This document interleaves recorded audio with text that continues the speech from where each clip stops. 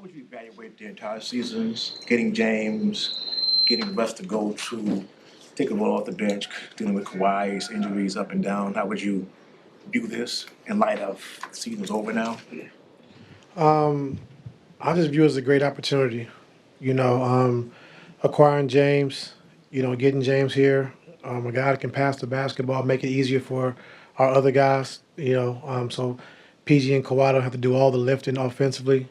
So acquiring James, like I said, it took a little time to figure it out and how we wanted to play, rotations, getting guys in the right spots, and once we figured that out, like we had a really great stretch. Going 26-5. After that, we had some injuries, guys, in and out, minute restrictions, stuff like that. Kind of killed our flow. But then I thought, towards the end of the season, we got that back. And, just, it's always the what if, and so I give our guys credit, like I said, for just sticking with it through all the ups and downs and all the negative scrutiny and all the things that they went through this season. But to come back and do what we did and like I said, finish fourth in the West in a tough Western Conference, and having to go into a series again, shorthanded. And so I give our guys a lot of credit, for the scrap and and I just give, like I said, the Clippers opportunity for me having an opportunity to have these guys and work with them every day, and they put the work in, and we got better, And so tip your hats off to Dallas. They played a hell of a series. J Kidd and Duds and Sweeney, they had these guys prepared. Like they had a game plan, a really good game plan. They stuck to it. They executed it, and like I said, J Kidd did a hell of a job. And so when you come into a hostile environment like this, you can't give up 18 offensive rebounds. You got to secure those balls and hit bodies, in which we talked about coming into the series. And then I just thought, in that first half, I thought Zoo was dead, after he had to play 22 minutes in the first half just to kind of get back in the game. We were down 13, and PG and James as well playing 22 minutes. It caught up with us, and you saw that, in the third quarter and, into the fourth that, we just ran out of gas, and so Kyrie, excellent performance in the second half, only having 2 at halftime, ended up with 28. I thought we did a good job mixing up our coverages, with Luka trying to keep him off balance. But overall, like I said, I'm proud of my guys, and I'm happy. I was happy, for the opportunity, and I'm happy to work the guys put in to get to this point.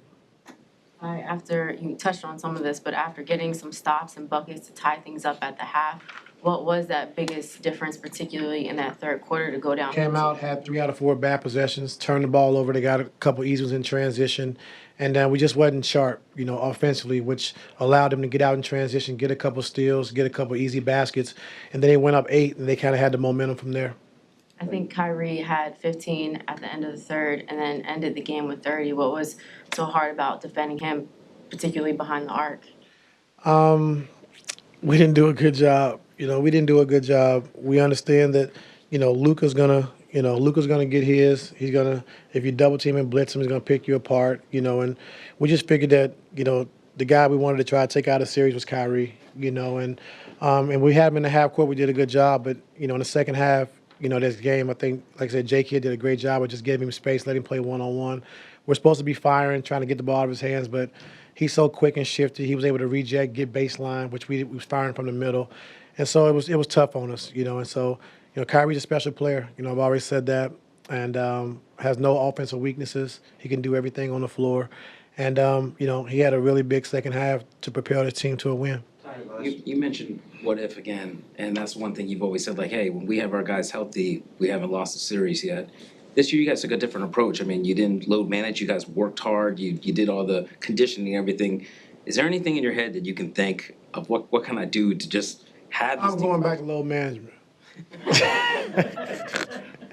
No, I mean, our guys, man, like I said, start training camp, our guys really had in their mind and had a mindset that, we're going to take this season serious. We're going to play until we're hurt and we can't play. And so I give our guys credit. PG and Kawhi, that's the most they played since they've been here since, I guess, the first year or whatever. But, those guys played every night, and so we needed that. We needed the chemistry. We needed those guys to be on the floor. And so they did that for us. And so, It's unfortunate that we ain't the only team that's going through it. It's a lot of teams that, have their players out and their best players out.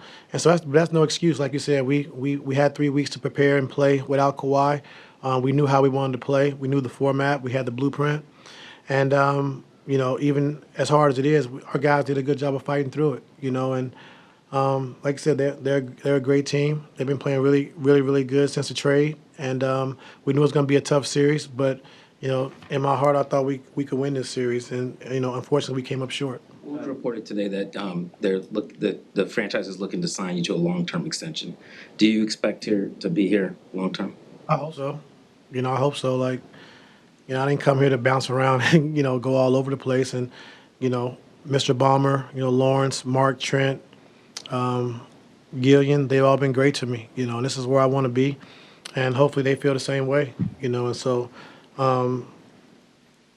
No better, I haven't had a better experience, since I've been here. Mr. Balmer showed me a lot of different things that I wouldn't be privy to if I wasn't here, and Lawrence being an ex-coach who actually knows the game, who actually can talk, basketball, offense and defense, and understand the game. And so that's really good for me as well. Trent Redden, who I've been with, I was in Cleveland, I won a championship with, so we have a great relationship. And Mark Hughes, he actually coached me when I was in Orlando when he was with Doc, and so just having a great relationship with the owner, with the front office, it's great. And so, I would love to be here long term. Just your thoughts on the Lakers kind of rumored that your name is bouncing around for their next head coaching position. Obviously, you have time left here. Your overall thoughts on that? Yeah, I don't really have a comment on that. I mean, it's great to be wanted. That's a really good feeling, but like I said, I want to be here, and hopefully we're able to solidify that. What did you tell your guys in the locker room after the game was over? How do you try to get them to process losing this series? I never talk after the game, BT, but Mr. Balmer came in and had some kind words to say. And, I talk to these guys once we, get away from the game. It's tough when you lose a series and your season's over, they're probably not even paying attention. A lot of guys' heads are down. A lot of guys are disappointed, whenever your season's over. But, I'm proud of our guys. Like I said, I'm proud. Like I said, Kawhi and PG, the amount of games they played all year, taking it serious in training camp, taking it serious throughout the course of the season. And, like I said, unfortunately, injuries happen. That's a part of the game. That's no excuse. And like I said, give Dallas all the credit. They had a great game plan, and J. Kidd did a hell of a job. Talked about Steve and how much you admire him. What did that mean for you, everyone, to have him come in to talk to the guys, even if they were? I mean, it means a lot. I mean, you have the 10th, 8th, 7th, 8th richest man in the world, and he's a real fan. Like, he's a real fan. Like, he treats us like family. He actually genuinely cares, about each individual. And we've seen that time and time again, And so when you have an owner that, really respects who you are, not as a basketball player, but as a person and who you are, that means a lot. Not just putting you on a basketball court and say, okay, you work for me. Like, he really genuinely cares about each individual. He cares about the wins. He's fired up. He's passionate about it. And so that's what I love, the most about Mr. Balmer. He treats everyone as equals. You've been going through a series tie now against them and seeing Kyrie in this stage of his career. What's different about his game and playing He's alongside Lue? very, very patient. You couldn't get this Kyrie when I had him, 2016. He was a flat-foot killer. Like, he wants to kill you every moment, every second. But now you can see, like, he's just letting the game come to him. Are y'all going to blitz me? I'm going to get off the ball, make the right play.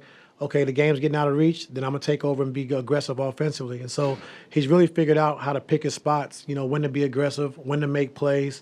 And he's never rushed on the floor. Great poise, great patience. And we all know he can score at a high level. You said that you want to be back. You know that the injuries has been a factor this year, previous years. What does this team need to do based off of what you've seen with this team that they need to be better at coming into next season, getting through next season? I don't know, Law. Injuries are part of the game. You can't really control that. I liked our mindset. Like I said, training camp was unbelievable. Coming out of that training camp, I felt really good. Then we acquired James, which was a great, acquisition.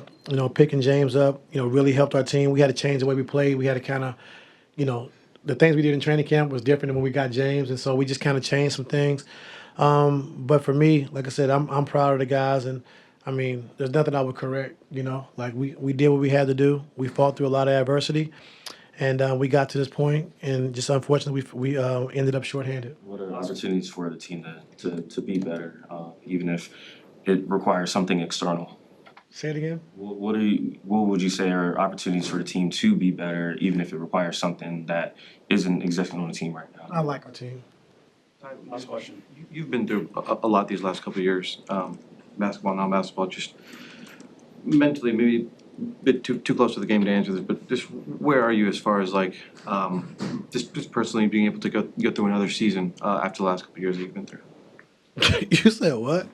To get through another season with next year, or you talking about this? Coming up, like after the last couple of seasons that you've had, just where are you? Okay.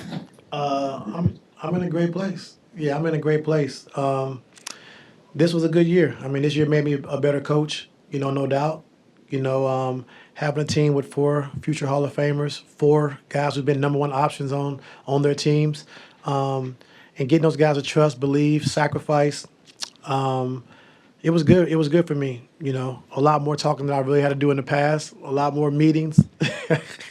But overall, man, I wouldn't trade it in for anything. Like outside of the early ending. But overall, it was a good year for me. I like the guys we have in the locker room. They respect me. I respect them. And I feel really good, Tomer. So yeah, I'm ready to move on to next season and get better. Yeah.